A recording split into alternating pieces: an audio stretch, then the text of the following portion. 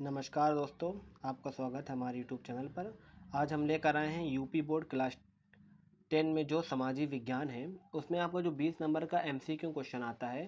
तो उसमें पहला चैप्टर यूरोप में राष्ट्रवाद, जिसमें से जो अब आपको बताने वाले हैं महत्वपूर्ण प्रश्न एमसीक्यू में, उसमें से आपको 10 से 12 क्वेश्चन देखने को जो मिलेंगे हिस्ट्री के, उसमें से आपको 2-4 क्वेश्चन इसमें देखने को मिल सकते हैं। और जो वर्ल्ड हिस्ट्री की तैयारी कर रहे हैं एनसीईआरटी से, तो उनके लिए भी ये बहुत ही महत्वपूर्ण है। तो चलिए आगे बढ़ते हैं। तो आज का जो हमारा जो पहला क्वेश्चन है, तो पहला क्वेश्चन हमारा है ये कि मैजनी का संबंध किस संगठन से था। तो मैजनी का जो संगठ था संबंध था किस संगठन से था, इसका जो सही आंसर है वो है आपका कार्बोनरी। ठीक है, तो कार्बोनरी ये संगठन था, उसी से संबंध हमारा मैजनी से था। अब हम बात करते हैं अगले क्वेश्चन की और दूसरा है फ्रांस में किस शासन वंश की पुनर्व्यवस्था वियना कांग्रेस द्वारा की गई थी। तो हालांकि ये बुर्बो वंश था। आपको बता दें फ्रांस की क्रांति 1789 में जो बस्तिल का पतन हुआ था, दुर्ग वहाँ से स्टार्ट हुई थी। ठीक है, और उसके बाद क्या नाम है, नेपोलियन बोनापार्ट आता है। उसके बाद आपका फ्रांस में फिर पुनर्व्यवस्था हो जाती है बुर्बो वंश की। अब हम बात करते हैं तीसरा है वियना सम्मेलन की मेजबानी निम्नलिखित में से किसने किया था। एक सम्मेलन हुआ था वियना सम्मेलन, इसकी मेजबानी आपका मेटरनिख ने किया था। ये बात आप याद रखिएगा। अगला आता है वियना सम्मेलन में निम्न में से किसने भाग लिया था। ये क्वेश्चन कंपटीशन लेवल पे बहुत आते हैं। आपको 4-5 देश की श्रृंखला दे देगा, पूछेगा कि किसने भाग लिया था। तो आप देख सकते हैं ब्रिटेन, रूस, प्रसा और ऑस्ट्रिया। ये ऑस्ट्रिया है, ऑस्ट्रेलिया नहीं है। आप इसको बिल्कुल सही प्रकार से ध्यान में रखिएगा। पांचवा क्वेश्चन आता है यूरोप में राष्ट्रवाद कौन सी सदी में उभरा। तो 18वीं सदी में। तो यूरोप में राष्ट्रवाद 18वीं सदी में उभरा था, 18वीं सदी में, ये बात आपको याद रखना है। फिर उदारवाद शब्द कौन सी भाषा से लिया गया है। तो जो लैटिन भाषा है, लैटिन भाषा के जो शब्द से उदारवाद शब्द की उत्पत्ति हुई थी। अगला फ्रांसीसी क्रांति कब हुई थी, ये तो हम पहले आपको बता चुके हैं, 1789 में बुर्बो वंश की सत्ता स्थापित थी, बस्तिल का पतन हो गया था। उसके बाद फ्रांस में क्रांति के बाद वहाँ का संविधान वगैरह बना था। फिर नेपोलियन बोनापार्ट आ जाता है, फिर वाटरलू पे जो है नेपोलियन की जो है पराजय हो जाती है। ये था आपका फ्रांस की क्रांति 1789 में होती है।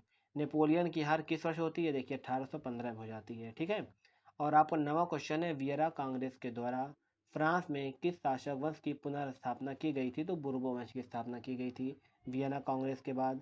फिर आता है आपका गैरीबाल्डी पेशे से क्या था। तो गैरीबाल्डी एक किसान था। ठीक है, ऑप्शन में आपको देखिए सिपाही में लोग कन्फ्यूजन हो जाते हैं कि यह सिपाही था क्या, नहीं, ये किसान था। उसके बाद आता है मेटरनिख कौन था, ये ऑस्ट्रिया का चांसलर था। फिर हम बता दिए ऑस्ट्रिया है, ऑस्ट्रेलिया नहीं है, तो ऑस्ट्रिया आपको लगाना है।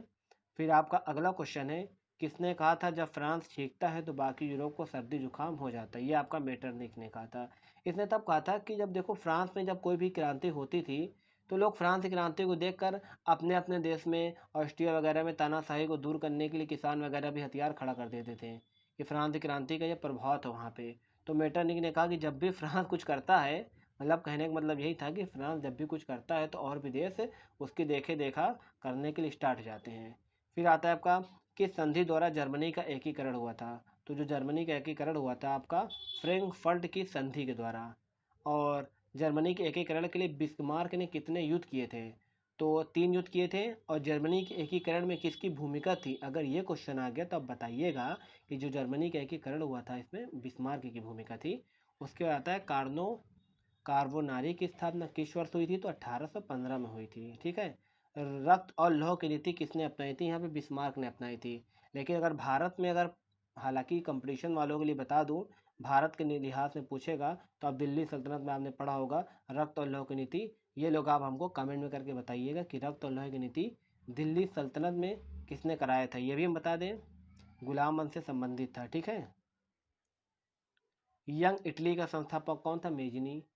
मेजनी का भी इटली के में काफ़ी योगदान रहा है, इटली के एकीकरण में।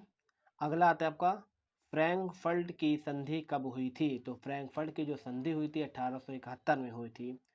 1789 की फ्रांसीसी क्रांति के समय वहाँ का राजवंश का शासक था, बुर्बो वंश का शासक था। और 1789 में फ्रांसीसी क्रांति हुई थी और बस्तिल के पतन के साथ वहाँ की क्रांति स्टार्ट हो गई थी। आप लोग हमको ये बताइएगा जब फ्रांस की क्रांति हुई थी तो उस समय फ्रांस का राजा कौन था। ठीक है, अगला क्वेश्चन है आखिरी क्वेश्चन, इटली तथा जर्मनी वर्तमान में किस महादेश के अंतर्गत आते हैं। तो ये यूरोप में आते हैं। ये यूरोप जो महादेश है इसके अंतर्गत इटली और जर्मनी आते हैं। तो आज के ये आखिरी क्वेश्चन था। और आप लोग अगर चाहते हैं क्लास 10 की संबंधित जो भी नोट्स वगैरह है आपको प्रोवाइड की जाए, तो आप हमारे चैनल को सब्सक्राइब कीजिए, कमेंट कीजिए। आपको क्लास 10 के जितने भी संबंधित नोट्स हैं, हिस्ट्री, ज्योग्राफी, पॉलिटिकल, खासकर समाज विज्ञान की, आपको दे दी जाएगी। तब तक के लिए हमारे चैनल को सब्सक्राइब करिए। धन्यवाद।